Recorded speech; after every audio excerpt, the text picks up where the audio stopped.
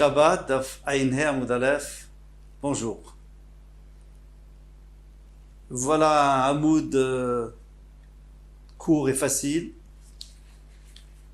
Donc on va commencer dans la page précédente de ligne avant la fin un Koréan Menatit fort, celui qui déchire à condition de recoudre.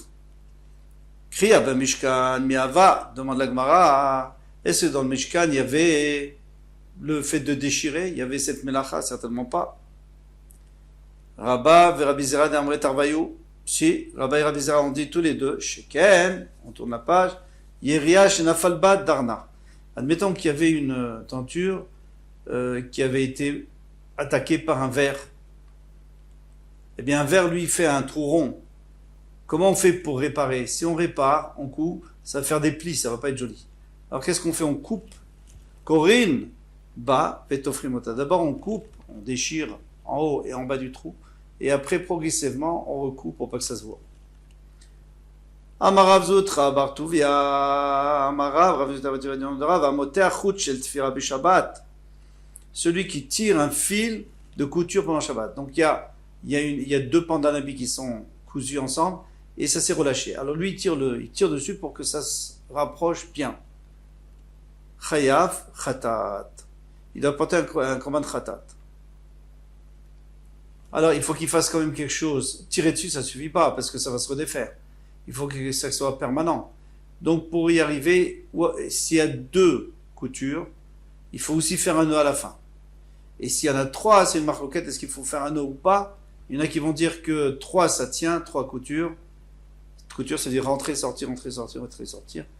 Et il y en a d'autres qui vont dire que ça va pas rester longtemps, donc il faut quand même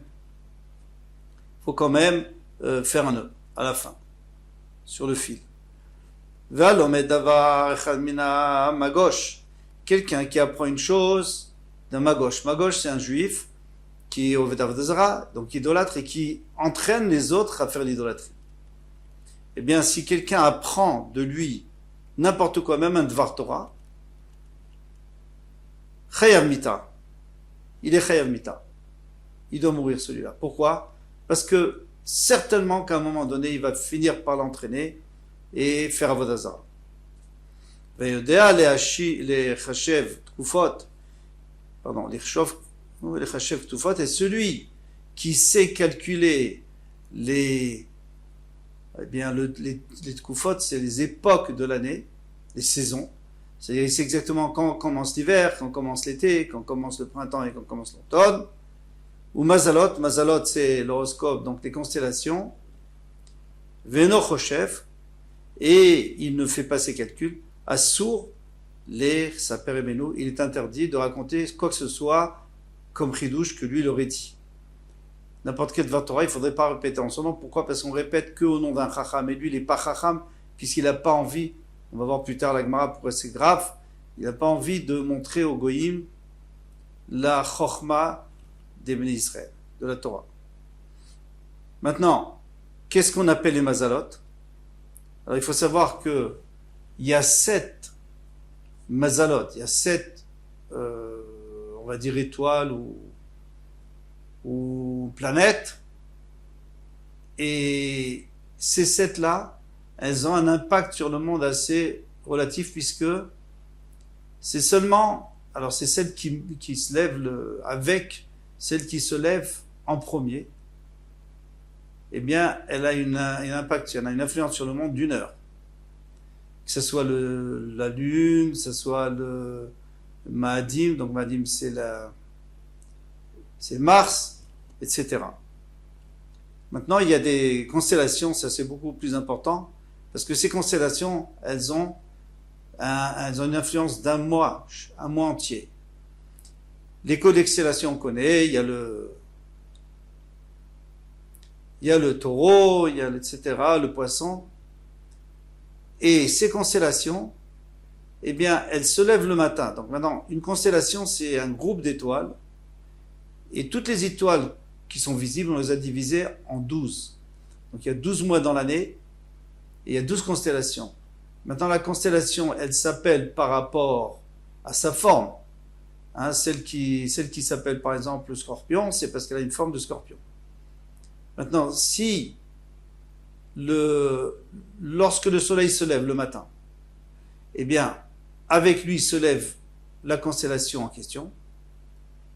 Par exemple, la première, c'est celle de Nissan. Hein. Celle de Nissan, c'est le Talé, l'agneau.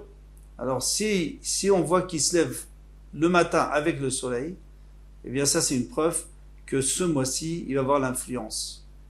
Maintenant, comme les constellations, elles tournent un peu plus vite que le soleil, donc il va se passer un moment où ça va être la prochaine constellation, c'est le Shor, c'est le taureau. Après, ça sera les jumeaux, etc., etc.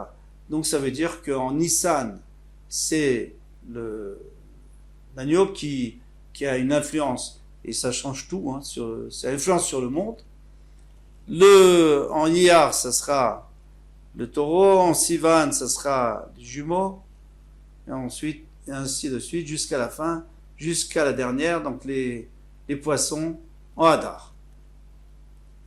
Maintenant, si on arrive à prouver ça, si on arrive à montrer aux Goïm comment on est compétent dans ce domaine, alors la Gemara va nous dire c'est extraordinaire. Pourquoi? Parce que les Goïm, allez leur expliquer qu'il ne faut pas manger du chazir et pourquoi, etc.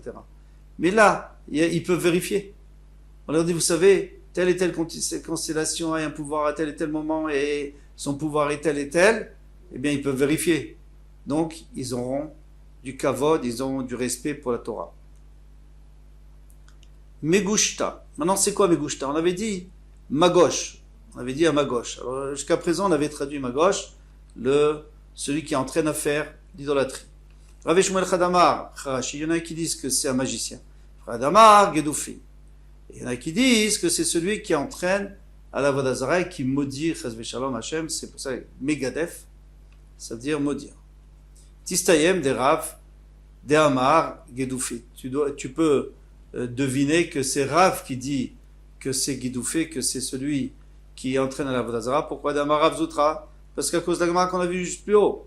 Amar Zoutra, Bar Chia, Bar Tuvia, Amar Rav, au nom de Rav, Alomet Davar Chamin Magosh, celui qui apprend une chose de ce Magosh, Revita, il est Chavita.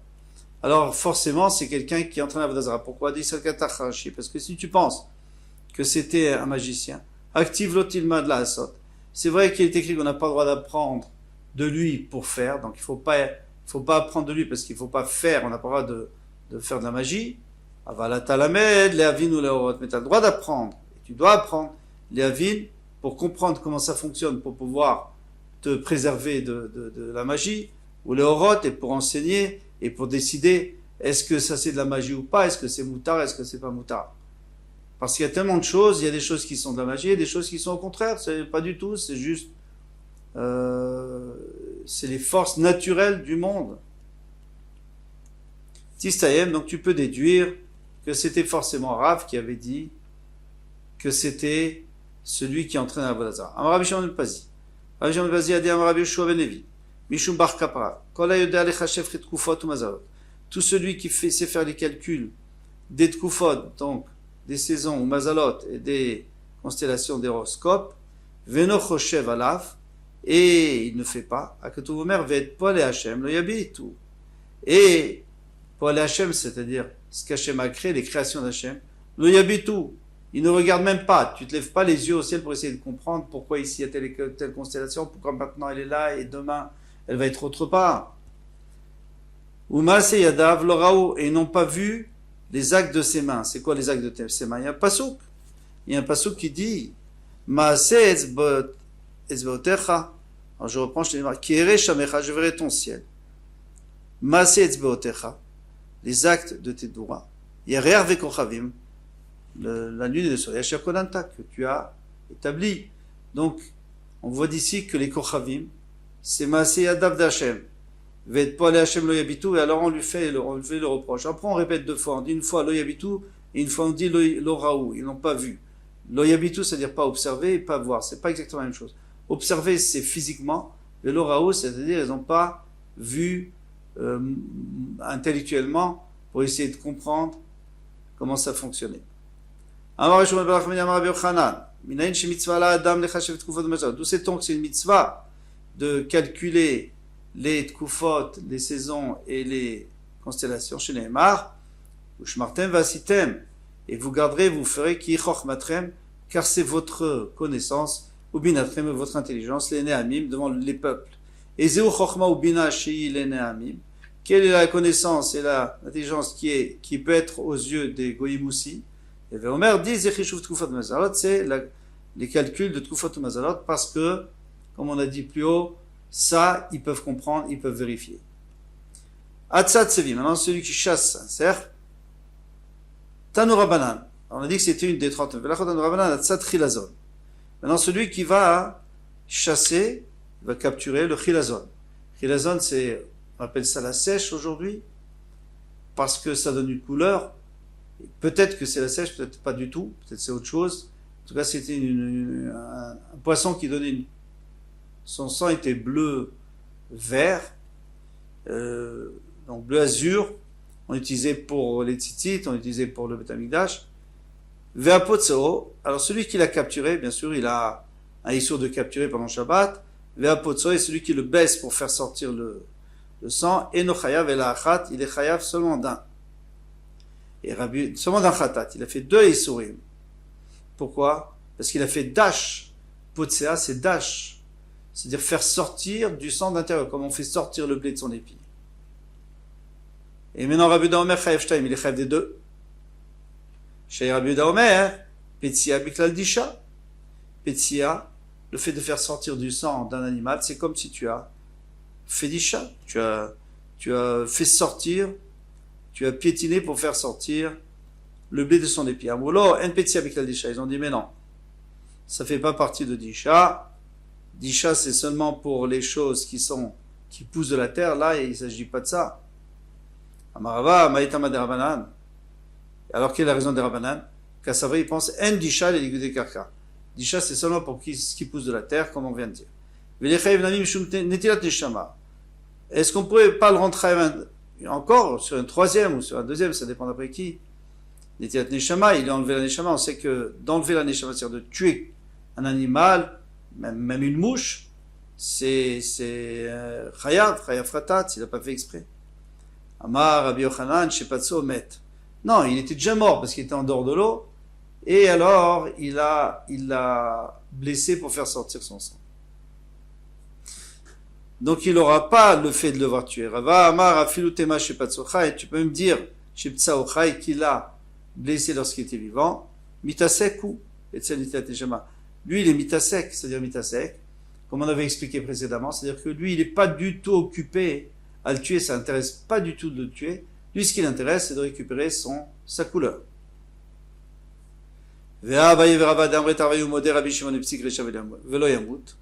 Et pourtant, Abaye et Rava, tous les deux ont reconnu qu'ils étaient d'accord que Rabbi Shimon, ils ont dit que Rabbi Shimon reconnaît Psik Resha Velo Yamut, il est d'accord avec Rabbi Houda que Psik Resha Velo Yamut. Alors c'est quoi Psik Resha? C'est-à-dire je coupe la tête d'un oiseau et je dis oui, mais je voulais pas qu'il meure.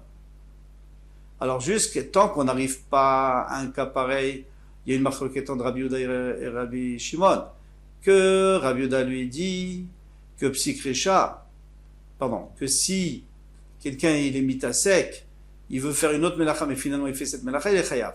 Rabbi Shimon dit qu'il est pas tout.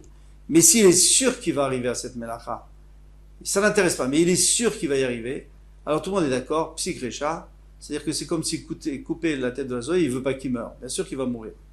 Donc dans ce cas-là, il sera chayav. Alors ici aussi, ça sera le même problème. C'est vrai que tu n'as pas intérêt à tuer ce poisson, tu veux pas le tuer. Mais finalement, puisque tu veux prendre son sang, donc tu es en train de le tuer, donc de toute façon tu vas le tuer.